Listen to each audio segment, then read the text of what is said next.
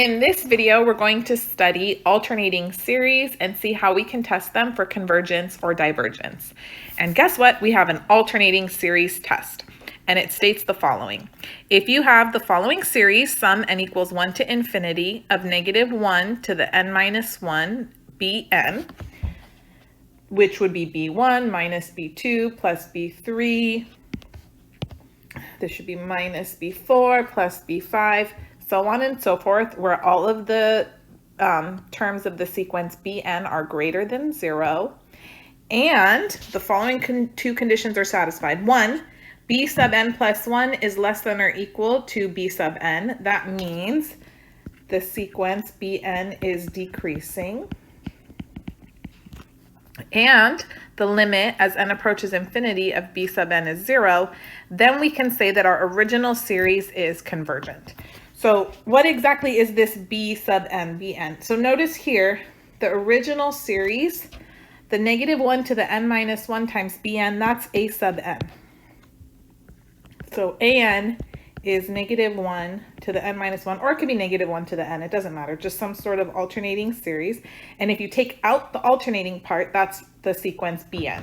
So bn basically equals the absolute value of a sub n. All right, and if these two conditions are satisfied, then according to the alternating series test, we can say our original series, the sum of an, is convergent. If either condition fails, then the alternating series test does not apply, and then you're going to have to discuss the convergence or divergence some other way. So, as a note, the alternating harmonic series is convergent. So, the alternating harmonic series is the sum n equals 1 to infinity of negative 1 to the n minus 1 times 1 over n. And notice our original harmonic series just consists of the sum n equals 1 to infinity of 1 over n, but the alternating harmonic series is the harmonic series in which the terms alternate. So let me list out for you. A sub n for the alternating harmonic series is negative 1 to the n minus 1 times 1 over n, and that means b sub n, the absolute value of a sub n, would just be 1 over n. You can just take off that negative 1 to the n minus 1 or negative 1 to whatever power part. Okay, so I'm going to apply the alternating series test now to the alternating harmonic series and show that it's convergent. First thing I need to show is that it's decreasing. So b sub n plus 1 is equal to 1 over, well, I'm just going to substitute n plus 1 here, n plus 1.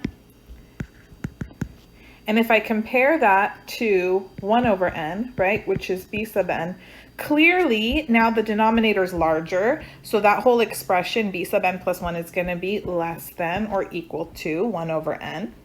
So the first condition satisfied.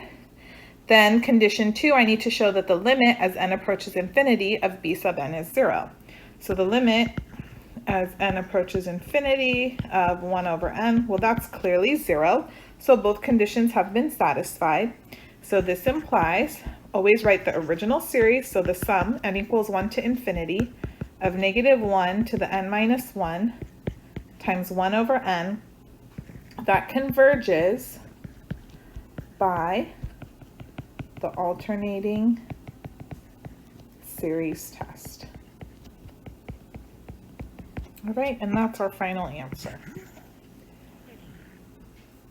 Oop. One more go. Beautiful. All right.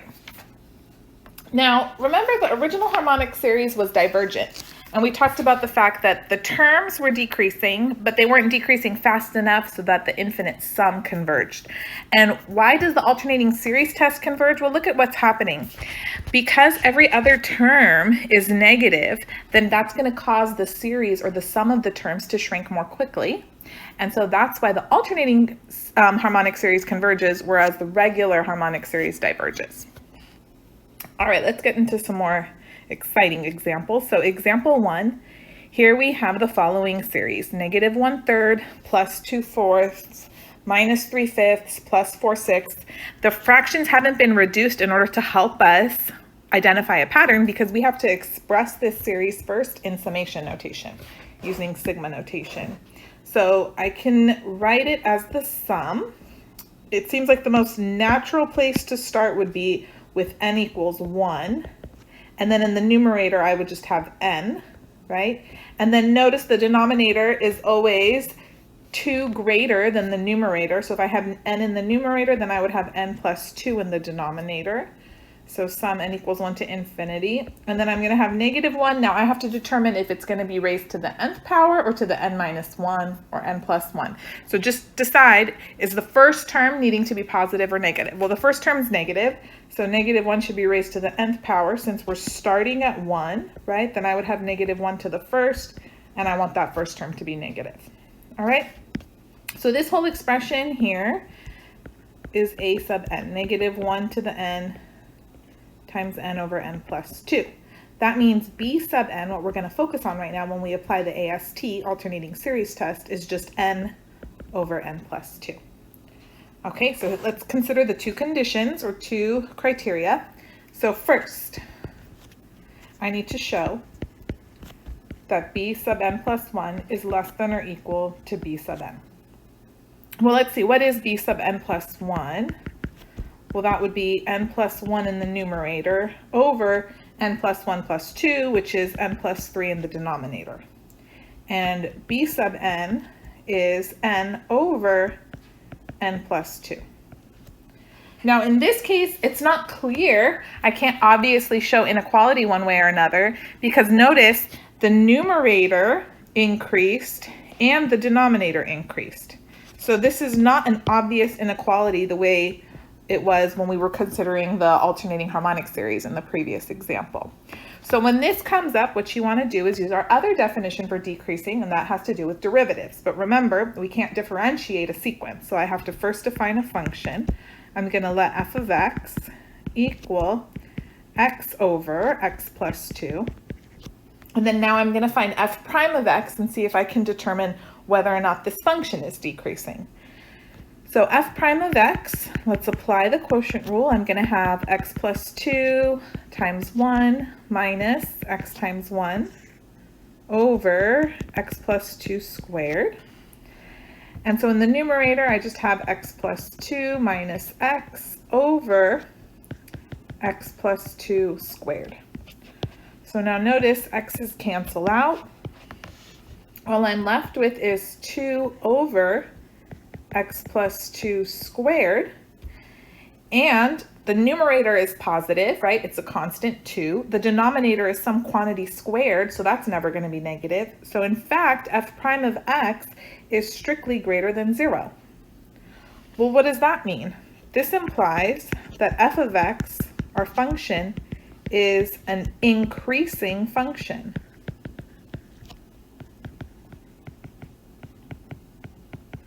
Right? If the derivative is positive, then that means the function's increasing, which means that b sub n plus 1 in my sequence is actually greater than b sub n. It's an increasing sequence. Well, that's exactly what I'm not trying to show. This means condition 1 fails.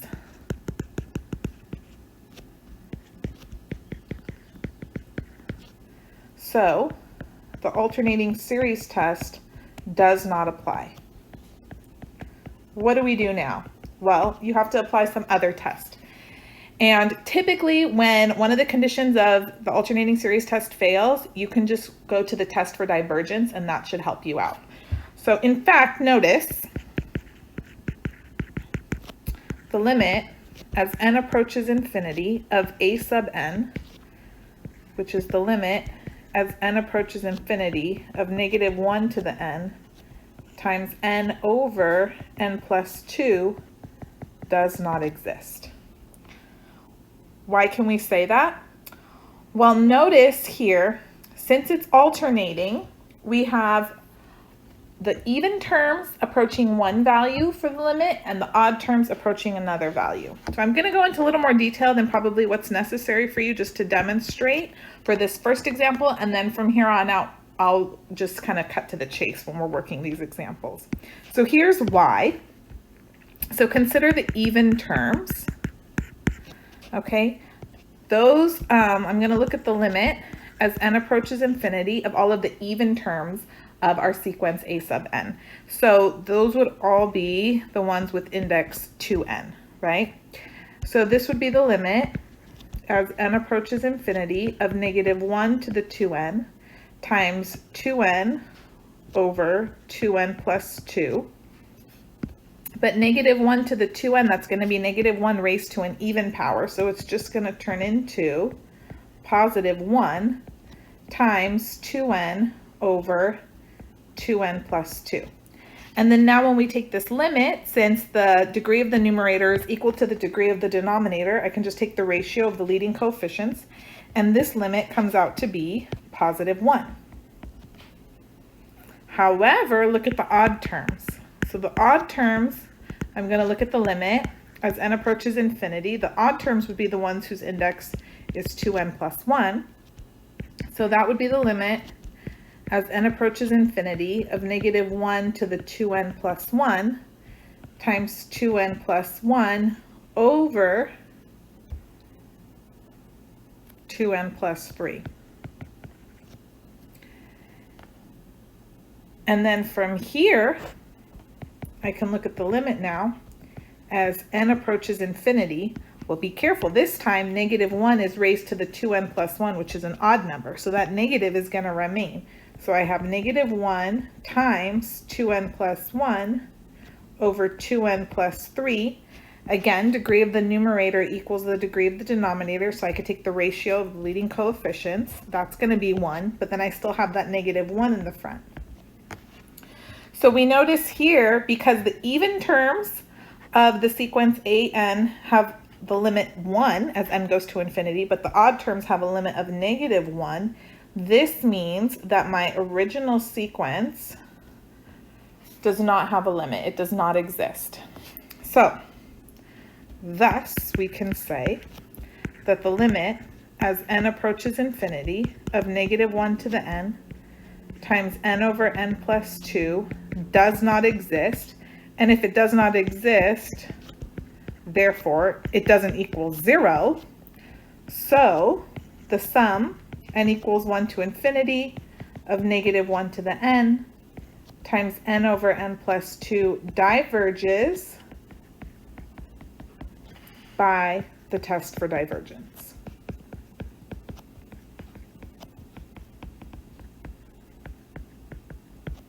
Okay, very nice. Now, as far as what's required, you can just list out the conclusion here. Your original series, it diverges by the test for divergence. And you don't have to go so rigorously into showing the limit of the even and odd terms. As long as you just identify that they go to different places and therefore the limit doesn't exist, that's sufficient for this class.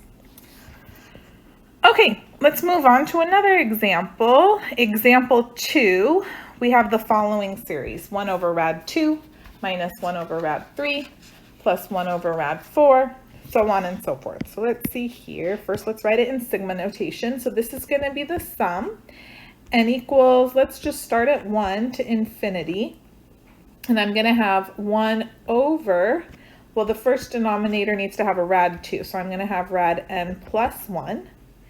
And then notice my first term is positive, right? So in this case, I need negative 1 raised to the n minus 1, not the nth power, because I want that first term to be positive, second one to be negative, etc. Okay, that's one way to do it. Or maybe you're more inclined to start your index at 2, because you notice you had a rad 2 in the denominator. Well, then you would have negative 1 to the n, right? Because your first term would be negative 1 squared times 1 over, and then now I'm just going to start at rad n. Both are correct. Both will yield the same conclusion, okay? Let's list out, identify what b sub n is. I'm just going to work with the first one. So b sub n is 1 over rad n plus 1. So I'm going to apply the alternating series test. First condition, can I show that b sub n plus 1 is less than or equal to b sub n? Well, b sub n plus 1 is 1 over rad n plus 2. And b sub n is just 1 over rad n plus 1. Well, clearly I know b sub n plus 1 is smaller since the denominator is larger, and that's the only part of the expression that changed. It wasn't like the previous example where both the numerator and denominator were changing in ways that wasn't making it the inequality conclusive. So we satisfied the first condition, it's decreasing. And then condition 2, I need to show that the limit as n approaches infinity of b sub n is 0. Can I show that? Well, let's take the limit as n approaches infinity of 1 over rad n plus 1. Well, as n approaches infinity, this denominator is going to get large without bound, approach infinity. So indeed, this limit is 0, yay. So this implies that our original series, let's write it how it was, 1 over rad 2 minus 1 over rad 3 plus 1 over rad 4 minus ... that converges by, always state what test you use, the alternating series test. Beautiful. Okay, looks nice. Let's look at some other examples to see what we could run into. So example 3, we have the sum n equals 1 to infinity of negative 1 to the n times n over the square root of n cubed plus 2. Okay, so I'm going to list off to the side here, b sub n is n over the square root of n cubed plus 2.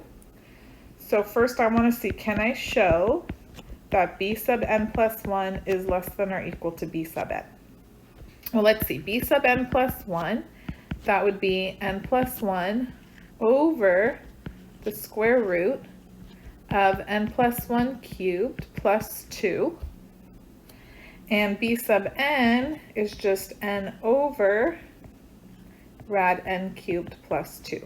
Can I show a clear inequality in one direction or another? Well, in this case, no, because the denominator increased, yes, but then so did the numerator. So who's to say? It's not obvious. So in that case, it's time to take the derivative. So first we're going to define our function. Let f of x equal x over rad x cubed plus 2. And then it's derivative time. So let's go ahead, apply the quotient rule here. So f prime of x is going to be rad x cubed plus 2 times derivative of the numerator, which is just 1, minus, I have the numerator x times derivative of the denominator. So that's rad x cubed plus 2, or x cubed plus 2 to the 1/2 power. So I'm going to have 1/2 x cubed plus 2 to the negative 1/2 times, by the chain rule, derivative of the inside derivative of x cubed plus 2, which is 3x squared. And then all this goes over the denominator squared, which is just going to be x cubed plus 2, no more radical. Okay, let's clean things up a bit here. So we have rad x cubed plus 2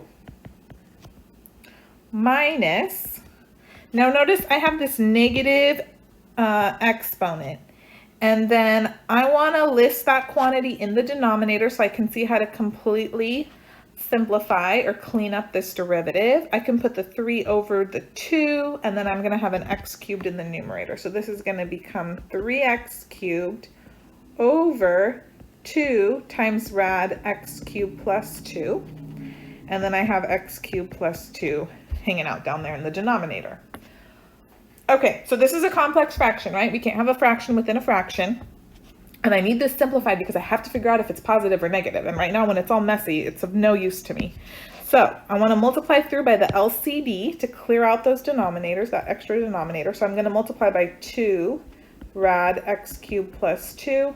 And then I need to multiply by the same thing in the denominator, 2 rad x cubed plus 2. And we will distribute here. Okay, now let's see. Notice the nice thing is, when I distribute across to the first term here, the rad x cubed plus 2 times rad x cubed plus 2 is just going to give me an x cubed plus 2. So I have 2 times x cubed plus 2 minus, and then now this whole denominator is gone, yay. So minus 3x cubed over 2, put the 2 out in the front, and then you just have x cubed plus 2 to the 3/2 power. All right, looks good, looks good. Then from here, we can distribute and simplify the numerator. So we'll end up with a negative x cubed plus 4 over 2 times x cubed plus 2 to the 3/2. Okay, so what can we say about this derivative? Well, looking at the denominator, it's always going to be positive, right? If I raise something to the 3/2 power, it's not going to turn out to be negative. And then the numerator, negative x cubed plus 4, as long as x is larger than the cube root of 4, which is a little more than 1.5, then the numerator is going to be negative. So I can say that this derivative is going to be less than 0. It's going to be negative for all x's that are greater than or equal to 2, being safe. And I can say this because, remember, I'm really interested in if Bn, that sequence, is decreasing. And remember, I'm only going to be substituting in natural numbers for n, 1, 2, 3, etc. So as long as I can guarantee x is greater than or equal to 2, then I can say this function is going to be decreasing, and so the sequence Bn is also decreasing eventually, right? So this means it's eventually decreasing, which is good enough for our purposes. All right, now I need to check the second condition. Is the limit as n approaches infinity of Bn equal to 0? So let's look at the limit as n approaches infinity of n over the square root of n cubed plus 2. Now, when I take this infinite limit, I want to divide by the highest power of n in the denominator, which in this case is n cubed, but remember, since it's underneath the square root, it's really n to the 3/2 power. So I'm going to multiply numerator and denominator by 1 over n to the 3/2. And then distribute that through. So now I have the limit as n approaches infinity. In the numerator, we'll have n over n to the 3/2, so that's 1 over n to the 1/2 power. And then in the denominator, when I distribute 1 over n to the 3/2 underneath the radical, remember I have to square it, so it's going to become 1 over n cubed. And then multiplying that by n cubed, I'm going to get 1 plus 2 over n cubed. Great. Now, as I take the limit, if n goes to infinity, then 1 over n to the 1/2, it's the numerator, will approach 0. In the denominator, underneath the radical, 1 is a constant. 2 over n cubed, that approaches 0. So all I'm going to be left with is 0 over the square root of 1, which is 1, which is 0. So condition 2 is satisfied. This tells me that my original series, the sum n equals 1 to infinity, negative 1 to the n times n over the square root of n cubed plus 2 converges. How do I know? By the alternating series test. All right, let's box it. Voila. Example 4, we have the sum n equals 1 to infinity of negative 1 to the n times 3n raised to the nth power over n factorial. So let's check the first condition. I need to show that b sub n plus 1 is less than or equal to b sub n. Can I do it? Let's identify b sub n. That's going to be 3n to the n over n factorial. So b sub n plus 1 is going to be 3 times n plus 1 raised to the n plus 1 over n plus 1 factorial. And then if I compare that with b sub n, there he was. What can I say? It's not very obvious. The denominator has an extra term. The numerator has also increased. Who's to say? I definitely don't want to take a derivative with a factorial. It's not happening. So let's move on to condition 2. Maybe that will be more revealing.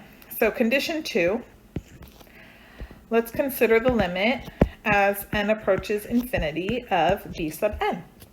So that's going to be the limit as n approaches infinity of 3n to the n over n factorial. Well, how do you take this limit? I have n raised to the nth power. I have an n factorial. I'm going to rewrite this expression so we can kind of get a better feel for what's going on. Let's just bring that 3 outside. And then notice in the numerator, I have n raised to the nth power. So that means I have n multiplied by itself n many times, right? N times. All right, now the denominator is n factorial, which you'll remember that's n times n minus 1 times n minus 2 all the way down to 1. Or you could think of it as 1 times 2 times 3 all the way up to n. So that's how I'm going to actually break it down. So it's 1 times 2 times 3 all the way up to n. All right. Now notice each of these terms, except for the last one, n over n, each of these little factors is greater than 1. N over n is 1, and then all of the other terms, the numerator is larger than the denominator, so they're greater than 1. And as n goes and approaches infinity in our limit here, each of those factors is going to get larger and larger, and so this limit ends up approaching infinity, which is definitely not 0. So condition 2 fails, which means that the alternating series test does not apply. And then remember now, most of the time we can just apply the test for divergence and be done with it. So in fact, the limit as n approaches infinity of a sub n, remember test for divergence, if the terms of our original series an do not go to 0, then game over, you can say the series diverges. So I'm looking at the limit as n approaches infinity of a sub n, that's the limit as n approaches infinity, include the alternating part, 3n to the n over n factorial. I know it does not exist. Why is that? And all you need to state is that the even terms, they're going to approach infinity, and the odd terms, they will approach negative infinity. And I'm basing that conclusion on the result from condition 2 failing. So what does this tell me? Ooh. Well, therefore, the sum, n equals 1 to infinity, of negative 1 to the n times 3n to the n over n factorial diverges by the test for divergence. All right, anytime this limit here from condition 2 is not 0, you can conclude the test in the same way. You could apply the test for divergence. You could say the limit as n approaches infinity of a sub n doesn't exist because the even terms are going to go to one value where the odd terms are going to go to the opposite of that value. Therefore, rewrite your original series, it diverges by the test for divergence. All right, and you can see if condition 2 was satisfied and that limit was 0 instead of infinity, even terms would go to 0, odd terms would go to the opposite of that, and 0 is the same as the opposite of 0, which is why it works out so beautifully. All right, so stay tuned, more to come on series in the next few videos.